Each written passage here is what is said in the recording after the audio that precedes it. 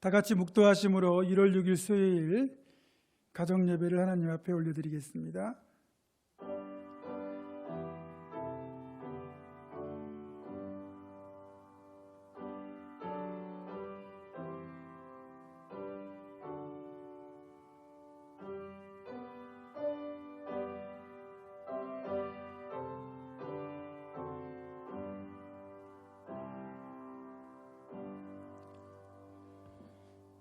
찬송가 546장 주님 약속하신 말씀 위에서 함께 찬양하겠습니다.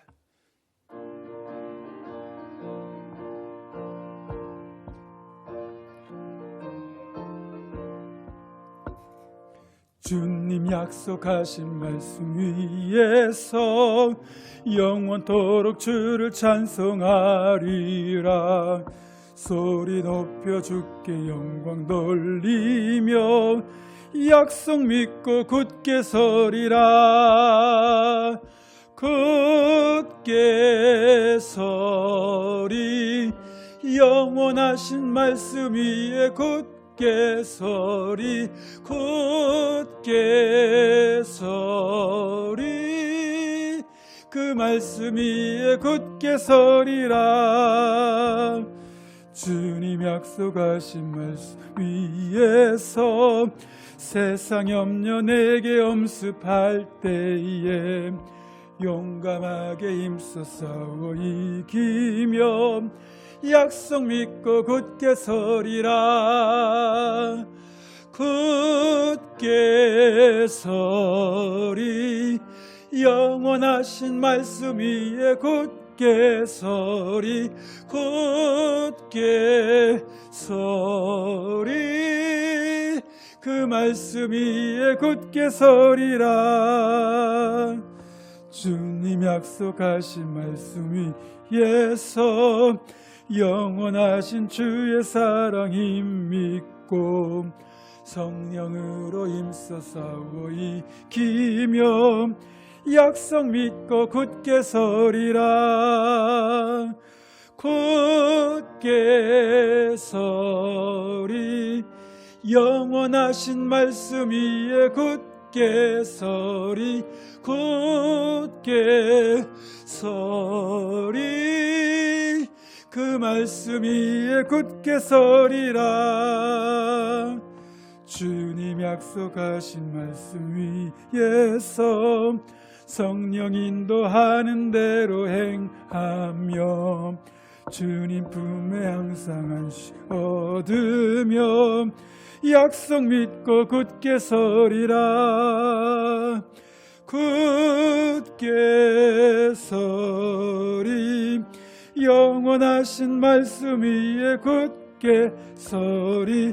굳게 서리 그 말씀 위에 굳게 서리라. 아멘. 오늘 수요 가정 예배를 통해서 우리들에게 주시는 하나님의 말씀은 골로새서 2장 5절로부터 7절의 말씀입니다. 신약 골로새서 2장 5절로부터 7절 말씀을 제가 봉독합니다. 이는 내가 육신으로는 떠나 있으나 심령으로는 너희와 함께 있어 너희가 질서 있게 행함과 그리스도를 믿는 너희 믿음이 굳건한 것을 기쁘게 봄이라.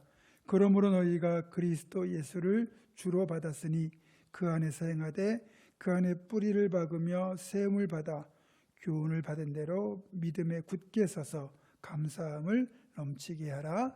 아멘.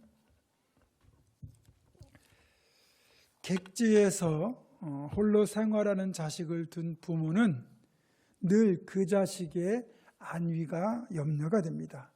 밥은 제대로 먹고 다니는지, 집이 춥거나 불편하지는 않은지, 학교나 회사는 잘 다니고 있는지 등등 함께 있지 못하고 직접 눈으로 볼 수 없으니까 당연히 이런 염려를 하게 됩니다. 목회자의 입장도 크게 다르지 않습니다. 목회자들은 영적인 아비의 심정으로 성도들을 생각하면, 그렇게 특히 요즘처럼 예배당에서 성도들을 만날 수 없고 또 신방도 자유롭지 못한 상황이다 보니 성도들의 안부가 많이 신경 쓰입니다. 바울 사도의 경우에도 자신이 지금 옥에 갇혀 있는 동안 교회를 돌아보지 못하는 것이 무척이나 염려가 되었던 모양입니다. 또 당시 이제 바울 사도가 세웠던 교회 성도들의 입장에서 보면 바울 사도가 옥에 갇혀 있으니 얼마나 또 바울 사도의 안위가 염려가 되었겠습니까? 물론 지금 바울 사도는 세상 사람들처럼 잘못된 그런 죄를 짓고 그래서 갇힌 것이 아니고 복음을 전하다가 이제 옥에 갇힌 거죠. 이런 상황을 염두에 두고 여러분 이제 말씀을 대하시면 되는데, 어쨌든 바울 사도는 골로새 교회 성도들에게 염려와 안부를 담아서 5절에서 이렇게 말합니다. 내가 육신으로는 떠나 있으나 심령으로는 너희와 함께 있어. 지금 코로나로 인한 거리두기 때문에 우리가 몸은 멀리 그러나 마음은 가까이, 이런 말을 자주 듣게 되잖아요. 어쩌면 우리가 지금 쓰고 있는 이런 말들이 바울 사도로부터 나온 것은 아닐까라는 생각이 들 정도입니다. 자, 그렇습니다. 육신이 떨어져 있다고 마음까지 멀어진 건 아니잖아요. 어쩔 수 없는 현실 때문에 만날 수 없고 돌아볼 수 없다 할지라도, 그래서 육신적으로는 멀리 떠나 있다고 할지라도 마음까지 떠난 것, 마음까지 멀어진 것은 아닙니다. 예를 들면 외국에 이제 유학을 떠난 자녀들이 있는 부모의 경우 거리상으로는 엄청난 수천 킬로 멀리 떨어져 있습니다. 그러나 마음은 그 자녀와 항상 함께하고 있지 않습니까? 또 아들이 군에 입대해서 전방에서 근무한다고 할 때 부모는 아들과 함께 늘 그 마음을 같이 합니다. 이게 이제 사랑하는 사람들 사이의 관계죠. 지난해 3월부터 우리는 코로나 때문에 한 번도 식탁 교제를 제대로 못했습니다. 또 계속해서 마스크를 쓰고 만나다 보니까 얼굴도 제대로 못 보고, 또 이제 코로나가 심해져서 이제는 예배당에서 모여 예배하는 하지 못한 그런 기간이 점점 길어지고 있는 실정입니다. 그래서 정말 육신으로는 굉장히 많이 떠나 있는 그런 느낌이 듭니다. 하지만 우리의 마음은 여전히 주님 안에서 서로 함께하고 있다는 것, 여러분 그 사실을 절대로 잊지 마시기 바랍니다. 우리가 기도로 연결되어 있고 사랑과 관심으로 늘 연결되어 있다는 사실을 잊지 마시기 바랍니다. 우리는 여전히 주님 안에서 한 몸을 이루는 공동체 아니겠습니까? 이어서 이제 바울 사도는 6절에서 이렇게 말합니다. 그러므로 너희가 그리스도 예수를 주로 받았으니 그 안에서 행하되 그 안에 뿌리를 박으며 세움을 받아 교훈을 받은 대로 믿음에 굳게 서서 감사함을 넘치게 하라. 기본적으로 우리는 그리스도 예수를 주님으로 받게 된 복된 심령들인데, 우리를 믿음을 가진 나무라고 만약에 생각한다면, 그러면 우리가 믿음의 뿌리를 어디에 내려야 될까요?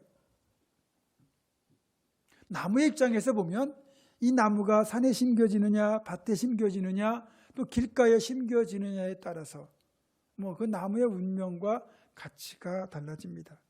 나무의 종류에 따라서 그 심겨지는 곳이 다르겠지만, 어쨌든 이 나무가 정원에 심어진다 그러면 정원수가 되어 주인의 돌봄을 받으며 사는 그런 복된 나무가 될 것이고, 또 길가에 심겨진 나무는 가로수가 되어 사람들의 그늘이 되어주는 그런 베푸는 나무가 될 것입니다.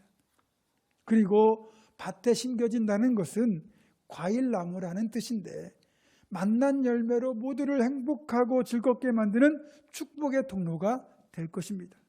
만약에 이 나무가 산에 심겨진다 그러면 거대한 숲을 이루는 하나의 나무로 소소하지만 자신의 역할을 제대로 감당하게 될 겁니다. 그런데 나무의 종류도 중요하고 어디에 심겨지느냐 하는 것도 중요하지만 더 중요한 건 뿌리를 얼마나 깊이 내리는가 그 여부에 따라서 나무로서의 삶의 강건함이 결정된다는 겁니다.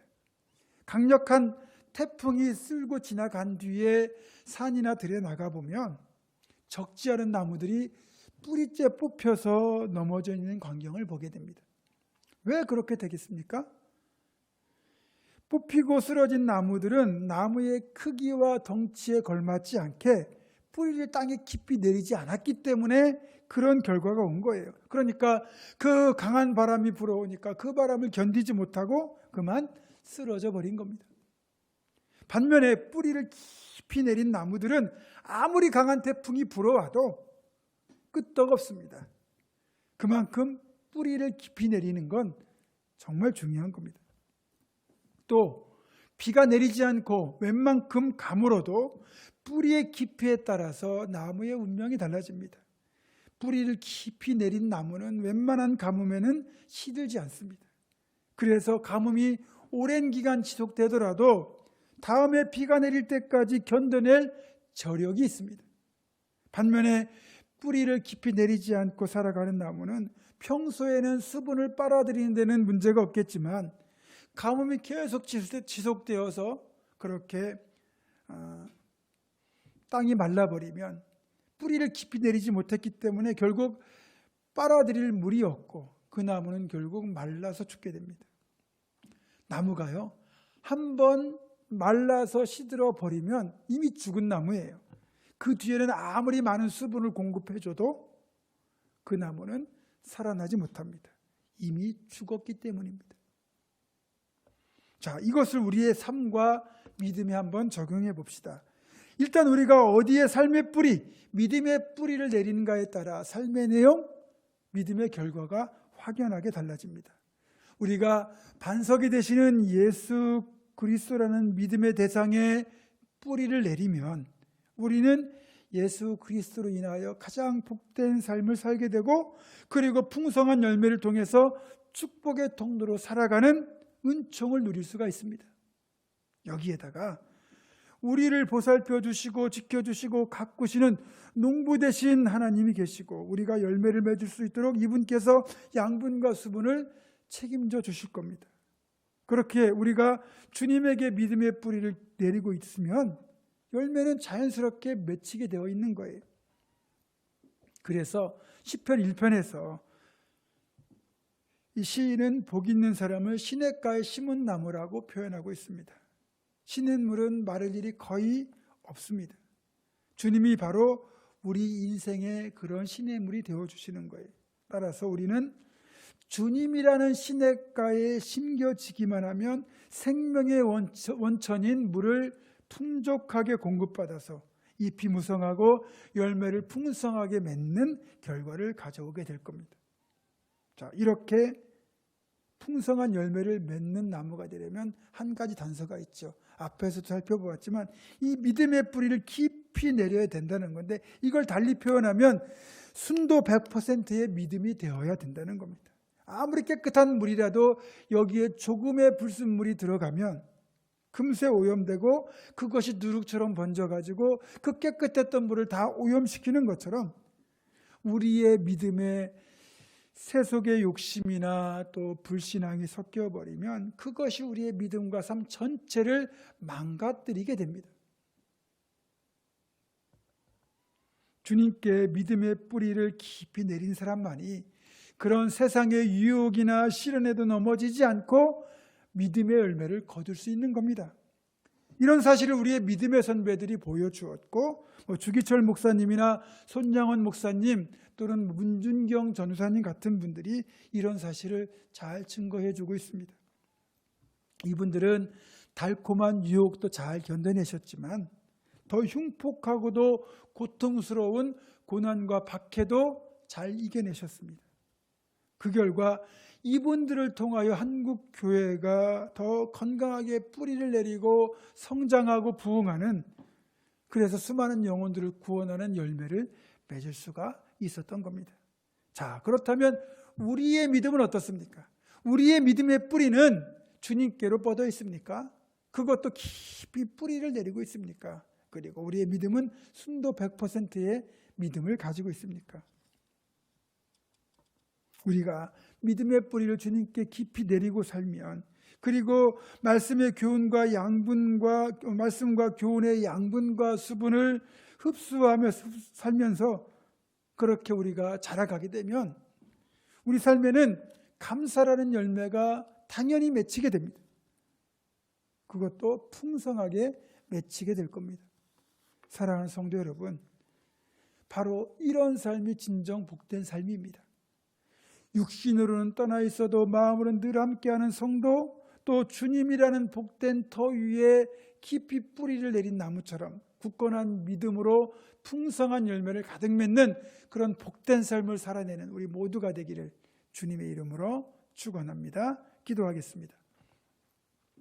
사랑의 아버지 하나님, 한동안 육신으로는 떠나 있는 우리들이지만 마음으로는 늘 함께 있다는 것을 기억하게 하시고, 무엇보다 주님께 믿음의 뿌리를 깊이 내리고 감사의 열매를 풍성하게 맺는 우리 모두가 되게 하여 주시옵소서.